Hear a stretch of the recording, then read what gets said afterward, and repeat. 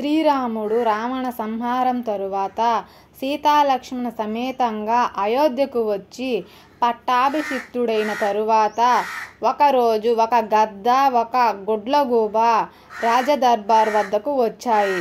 వృక్ష సంపదచే ప్రకాశిస్తూ అక్కడక్కడ నదీ ప్రవాహాల వ్యాప్తమైన రామరాజ్యంలోని ఒక వనంలో కోకిల ధ్వనులతో, పక్షుల కిలకిల రావాలు, నానా విధాలైన అడవి జంతువులతో కలకలలాడుతూ ఉన్న ఆ ప్రదేశంలో ఒక చెట్టుపై ఒక గద్ద ఒక గుడ్లగూబ వేరుగా ఎవరింట్లో వారు నివసిస్తున్నారు. పాపప బుద్ధి గల గ్రద్ద గుడ్లగూబ ఇంటికి వెళ్ళి, ఇది నా ఇల్లు, నువ్వు ఎన్నాళ్ళుంటావు, నీ ఇల్లు వేరే చూసుకుని వెళ్ళిపో అని కలహం ప్రారంభించింది. అప్పుడు గుడ్లగూబ సాధుతత్వంతో, ఇది నా ఇల్లు, ఎప్పటి నుంచో ఉంటుంటే ఇప్పుడు వచ్చి తగుదునమ్మా అంటూ నా ఇల్లు అనటం ఏం బాగుంది అంది. ఇద్దరి మధ్య కొంత రగడ జరిగింది. తదుపరి గుడ్లగూబ పద్మనేత్రుడైన రాముడు ఈ సమస్త లోకానికి మహారాజు, ఆ ఇల్లు ఎవరిదో తేల్చుకోవటానికి రాజైన శ్రీరాముడినే ఆశ్రయిద్దాం అంది. దానికి గద్ద కూడా అంగీకరించింది. తరువాత ఇద్దరు రాజదర్బారుకు విచ్చేశారు. అప్పుడు భటుడు గర్దను గుడ్లగూబను రాముని ముందుకు తీసుకువచ్చారు. ఆ ఇరువురు రాముణ్ణి చూసి పాదాభివందనం చేసి ఒక పక్కగా నిలబడి ఉన్నారు. అప్పుడు రాముడు, మీరు వచ్చిన పని ఏమిటి? మీకు ఏమైనా అన్యాయం జరిగిందా? వివరించండి అనగానే గ్రద్ద, మహారాజా, గొప్ప కాంతి గలవాడా, నీవు బృహస్పతి కంటే శుక్రాచార్యుని కంటే గొప్పవాడవు, ప్రాణులలో తారతమ్యాలు తెలిసిన వాడవు, గౌరవంలో నీవు హనుమంతుడవు, గాంభీర్యంలో సముద్రుడంతటి వాడవు. రామా, నీవు పూజ్యుడవు, ధర్మాత్ముడవు, కీర్తిగలవాడవు, నిన్ను జయంప శక్యము కాని వాడవు, సకల శాస్త్రాలు తెలిసిన వాడవు.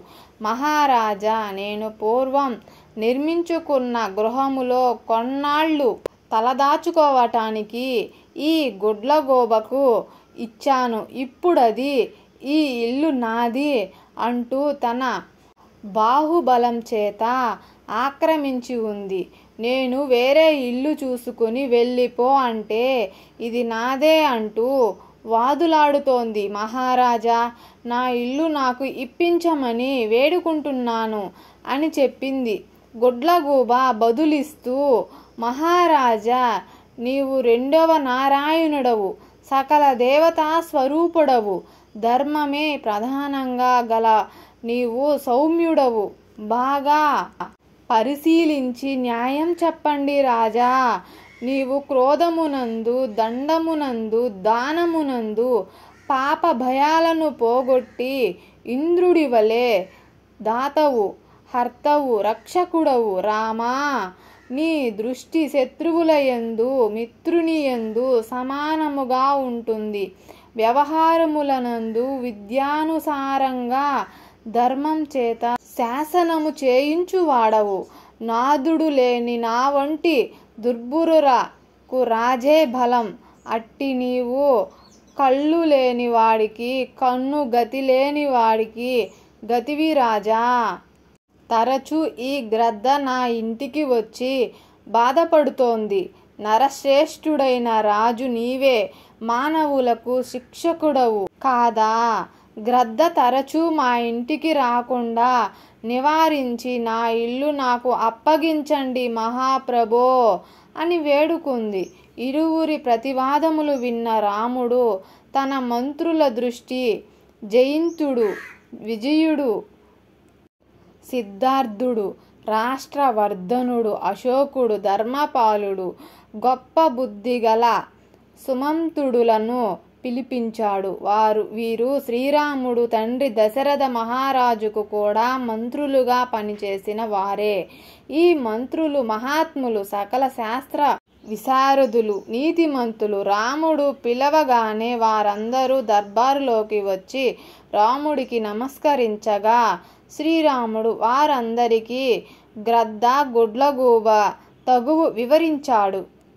తరువాత రాముడు మాట్లాడుతూ, ఓ గాధమా, గద్ద, నీవు ఈ గృహాన్ని నిర్మించుకొని ఎన్నాళ్ళయ్యింది? యథార్థముగా చెప్పు అనగానే గ్రద్ద బదులిస్తూ, రామా, ఈ భూమి ఉద్భవించిన తదుపరి మానవులచే కప్పబడిందో ఆనాటి నుండి నా గృహమే అనగానే గుడ్లగూబ రామునితో, రాజా, ఈ భూమి వృక్షాలతో ఎప్పటి నుండి ప్రకాశిస్తుందో అప్పుడే నేను నిర్మించుకున్నాను అని చెప్పగా రాముడు అక్కడ సభలోని వారందరినీ ఉద్దేశించి, నసా సభా యాత్రన సంతి వృద్ధ నతే యనే వందిత ధర్మమే, అంటే వృద్ధుల లేని సభయే కాదు, ధర్మము చెప్పలేని వారు వృద్ధులు కాదు కదా, సత్యము లేని ధర్మము కాదు, సత్యం ఎల్లప్పుడూ ధర్మాన్ని ఆశ్రయించే ఉంటుంది.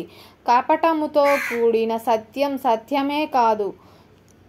సభ్యులు తెలిసి ఉండి కూడా మాట్లాడకుండా చూస్తూ ఉంటారు, చెప్పవలసిన సత్యాన్ని చెప్పరు. అటువంటి వారందరూ అసత్యం పలుకువారే. కామము, క్రోధము, భయము వల్ల గాని ఎవరు చేసినా తెలియనట్లు ఉండేవారు 1000 శాపములను తనకు తాను తగిలించుకున్నట్లే. అప్పుడు మంత్రులు, ఓ రామా, గుడ్లగూబ మంచిదనిపిస్తోంది, అది పలికిన మాటల్లో సత్యం గోచరిస్తుంది. రాజా, ప్రజలకు రాజే మూలం, రాజధర్మం చాలా ప్రాచీనమైనది, మీరే నిర్ణయించండి అన్నారు. శ్రీరామ పురాణాలయందు ఇంద్ర, సూర్య, నక్షత్ర, పర్వత, మహారణ్యాలతో కూడిన ఆకాశం, స్థవర జంగములతో కూడిన ఈ 3 లోకాలు కూడా సముద్రంతో నిండిపోయి ప్రపంచమంతా ఒక్కటిగానే అయిపోతుంది. తరువాత సృష్టి క్రమంలో బ్రహ్మదేవుడు వాయువును, పర్వతాలను, వృక్షాలను, సర్పాలను, జలరాశిని, అండజలాలను సృష్టించారు. భూమి వీటన్నిటితో నిండిపోతుంది. అందుకే భూమిని మేధిని అంటారు. ఈ గుడ్లగూబ చెప్పిన దాని ప్రకారం సృష్టి నుంచి వృక్ష సంపద ఉంది. మానవ సృష్టికి ముందే వృక్ష సంపద ప్రారంభయింది. చెట్లు లేనిదే గూళ్ళు కట్టుకోలేవు. ఈ గ్రద్ద మాట అసత్యం, దండమునకు అర్హురాలు అన్నాడు. ఆ వెంటనే ఆకాశం నుండి రాజతపోబలంతో కాల గౌతముడనే విప్రుని చేత శపించబడిన రాజు బ్రహ్మదత్తుడు, ఇతడు సత్యవ్రతుడు, పరిశుద్ధుడు, శాపం వల్ల గ్రద్దగా మారిపోయాడు. నీ అనుగ్రహం వల్ల స్పృశిస్తే మామూలు రూపంలోకి వస్తాడు అని వినిపించింది. ఆ మాటకు రాముడు ఆ గ్రద్దను స్పృశించాడు. వెంటనే బ్రహ్మదత్తుడుగా మారి, రామా, నీ అనుగ్రహం వల్ల ఘోరమైన నరకం నుండి తప్పించుకున్నాను అని నమస్కరించి వెళ్ళిపోయాడు. రాముని తీర్పులో న్యాయం జరిగిందని పండితులు, మంత్రులు చెప్పుకున్నారు. ఉత్తర రామాయణంలో